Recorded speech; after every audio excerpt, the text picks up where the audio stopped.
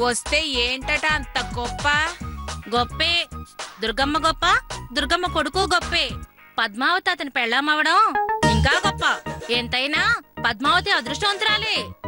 ఆ గా పెద్ద పద్దునే కాదు, నా కూతురు చిన్న పద్దు కూడా అదృష్టవంతురాలే. గది కూడా గా దుర్గమ్మ కోడలవబోతాంది తొందరలో.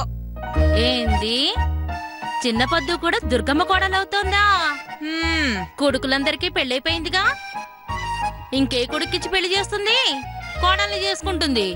ఆ కన్న కొడుకుల పెండ్లిళ్ళైపోతే పెంచిన కొడుకున్నాడుగా ఆ కిట్టయ్యా. ఆ గా కిట్టయ్యే మా చిన్న పద్దుని గా కిట్టయ్యకిచ్చే పెండ్లి చేస్తానం. దుర్గమ్మ ఒప్పుకుందా? అడిగినా ఆలోచిస్తాను అని చెప్పినది. అయితే ఆలోచించినట్టే ఈ పెళ్ళైనట్టే. ఓయ్ ఏందే మీరు కూసేడిది కోతలు? ఆ కూతలు మావి కాదు, ఆ దుర్గమ్మవే కోతలు. ఆ దుర్గమ్మ ఎవరెవడిగినా కాదనలేదు, సరే అంటది. కానీ చేస్తదో లేదో తెలీదు. అట్లే నువ్వు చిన్న పొద్దుని కోడల్ని చేసుకో అంటే కాదనలేక ఆలోచిస్తా అనుంటది. అంత మాత్రానికే చిన్న పొద్దు దుర్గమ్మిటి కోళ్ళైపోతుందా? కిట్టయ్య పెళ్ళం అయిపోద్దా?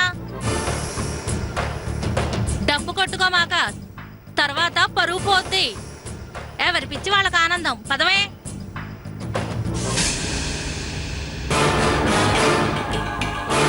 ఇన్ని మాటలంటారా? తేల్చేస్తా. చిన్న పొద్దు గా దుర్గమ్మ కోడలవుతుందని వీళ్ళందరికీ తెలిసేలా చేస్తా. ఎప్పుడో ఒకప్పుడు గీళ్ళన్నట్టే పరువు పోద్ది. తేలుస్తా తేలుస్తా.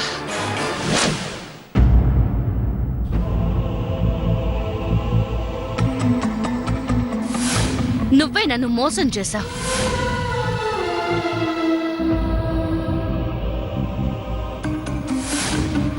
నువ్వొక మోసగాడివి.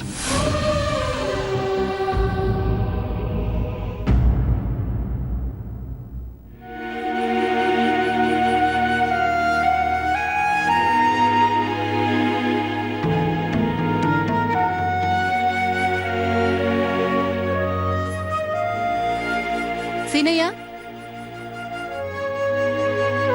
సీనయ్య,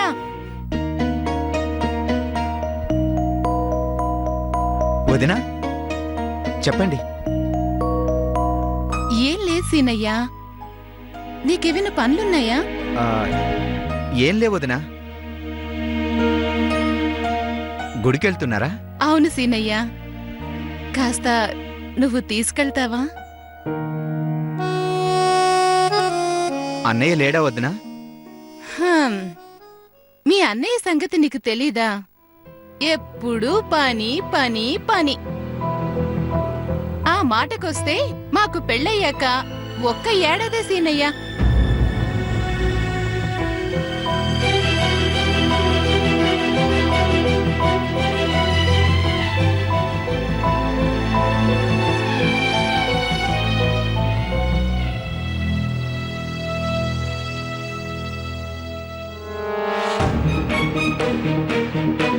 వీళ్ళిద్దరూ ఏం మాట్లాడుకుంటున్నారు?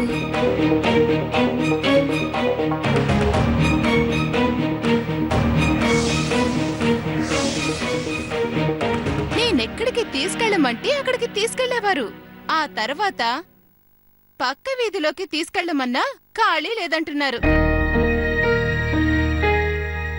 నేనెక్కడికి తీసుకెళ్ళమంటే అక్కడికి తీసుకెళ్లేవారు. ఆ తర్వాత పక్క వీధిలోకి తీసుకెళ్లమన్నా ఖాళీ లేదంటున్నారు. సీనయ్య, నీకేం పనిలేదంటున్నావు కనుక నిన్ను తీసుకెళ్ళమంటున్నాను. అది నీకు కుదిరితేనే. అయ్యో గదే అంత పెద్ద పని వదినా. ఖచ్చితంగా పదండి. సరే రా.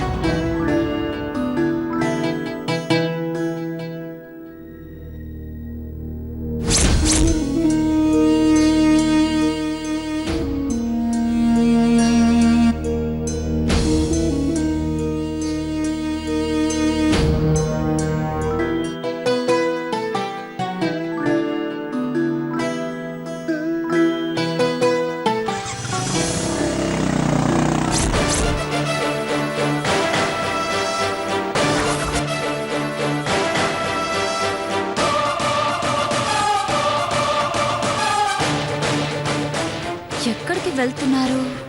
గుడికేనా? గుడి వంకతో ఇంకెక్కడికైనా వెళ్తున్నారా? తెలుసుకోవాలి.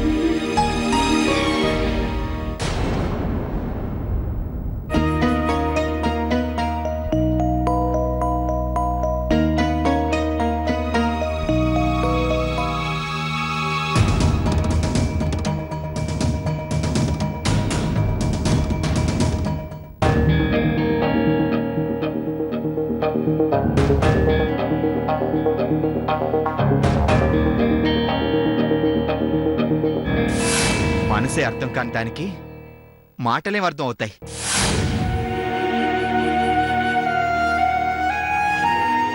సీనయ్య, ఆ? ప్రసాదం తీసుకో.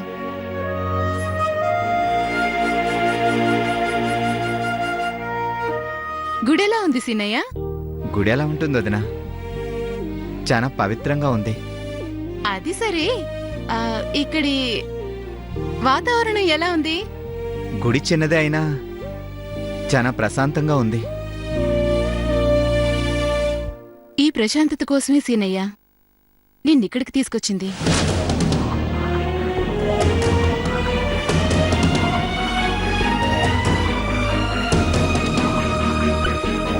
అవును సీనయ్య, నీ మనసు ప్రశాంతంగా లేదని నాకు తెలుసు.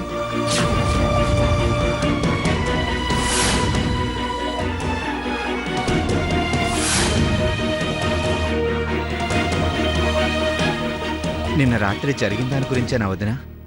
అంతా విన్నారా? గదిలో భార్యాభర్తలు వాదించుకుంటుంటే వినడం భావ్యం కాదు సీనయ్య. నేను పెళ్ళైన దాన్నే, నేను ఆ భార్యనేగా. నాకా మాత్రం తెలీదా చెప్పు?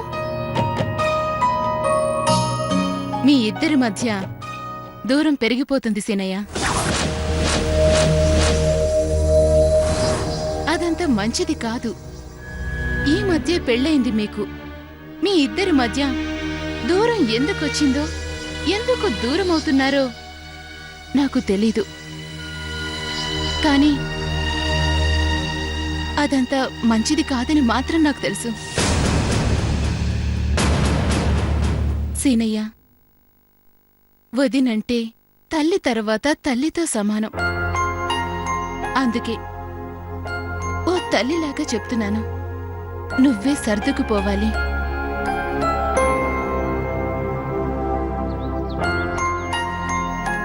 అవును సీనయ్య,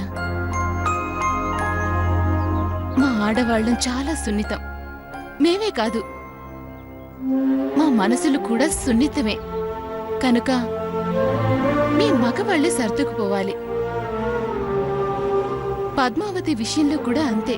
నువ్వే సర్దుకుపోవాలి సీనయ్య. తనని అర్థం చేసుకుని నడుచుకోవాలి.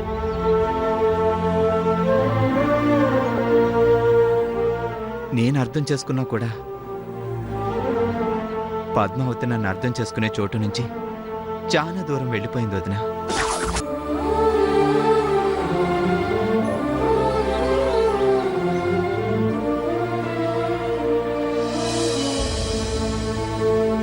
భార్యాభర్తల మధ్య సమస్యలకి చోటివ్వకూడదు సీనయ్య. చోటివ్వనంత దగ్గరగా ఉండాలి. అప్పుడే అర్థం చేసుకునే చోటు దొరుకుతుంది.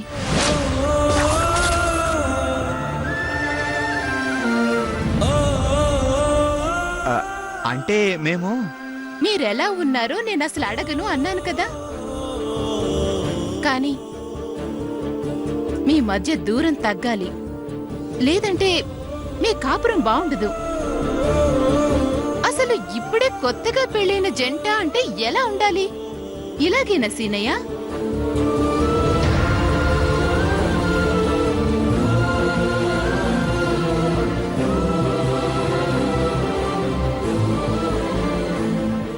నాకు మాత్రం ఇష్టమా వదిన ఎలా ఉంటాడు? మా జీవితం రహదారి అవ్వాలి అనుకున్నాను, గాని ఇలా ముళ్ళదారి అయింది. అడ్డదారిలో వెళ్ళావా సీనయ్య?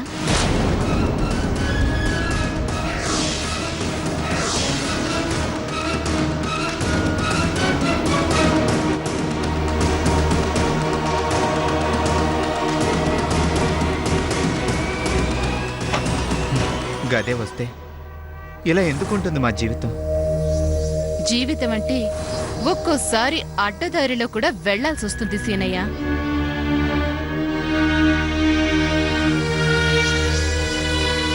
వదినా? అవును సీనయ్య, రహదారిని చేరుకోవడానికి అసలు దారి ముళ్లతో ఉందని ప్రయాణం ఆపేస్తే ఎలా?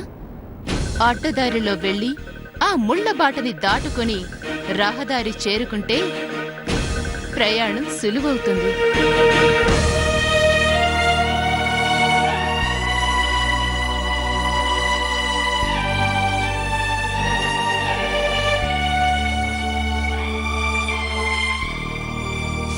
మీరేం చెప్తున్నారో నాకు అర్థం కావడం లేదు వదినా.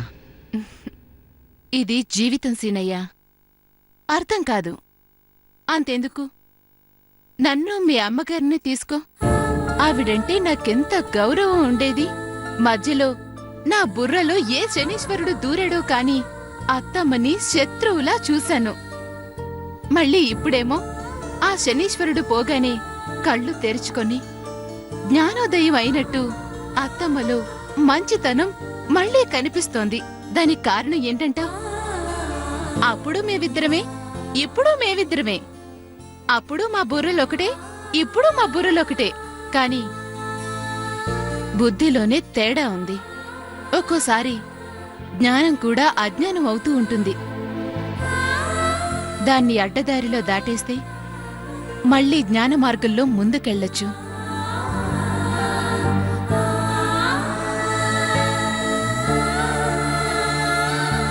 అదే సీనయ్య, నా మాటల్లో నువ్వు కోరుకుంటున్న రహదారి, ఆ రాజబాట కోసం కాస్త దారి మార్చుకొని అడ్డదారి తొక్కుతావా?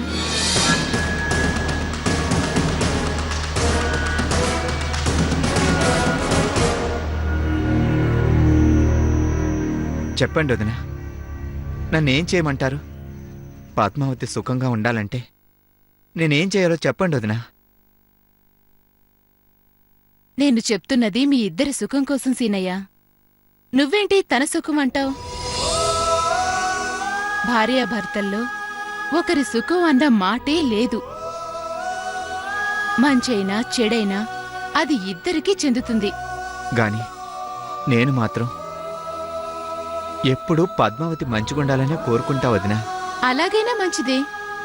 మీ సమస్య తీరి తన జీవితం బావుంటే నీ జీవితం కూడా బావుంటుంది. ఇప్పుడదే కదా చెప్పాను. భార్యాభర్తల్లో ఒకరు బావుంటే రెండో వాళ్ళు కూడా బావుంటారని. పోనీ నీ తృప్తి కోసం అదే చెయ్యి. తన జీవితం బావుండడానికే అడ్డదారి తొక్కు. తను రహదారి ఎక్కితే వెనక నీ జీవితం రహదారి మీదే వెళ్తుంది. వెనకేనా వదినా? ఏ పక్కనే వెళ్ళాలని కోరుకుంటున్నావా? భార్యాభర్తలంటే పక్క పక్కనే ఉండాలి. కాని వెనక ప్రయాణం మొదలైతే ఎప్పుడూ వెనకే ఉండాలని లేదుగా. తర్వాత వేగం పెంచితే తనని చేరుకోవచ్చు. తన సుఖాన్ని నువ్వు పొందొచ్చు. మరి చేస్తావా సీనయ్య?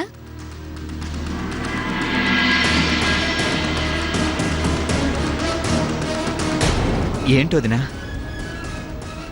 నేనేం చెప్తే అది. చెప్పానుగా వదినా, పద్మావతి సుఖం కోసం నేను దేనికైనా సిద్ధమే.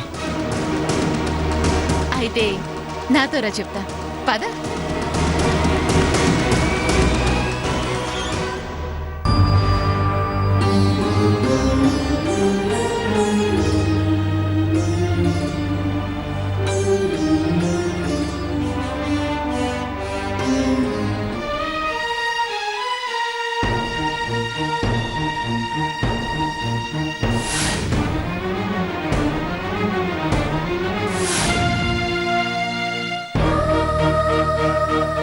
ఎట్లా ఎట్లా దేవుడా?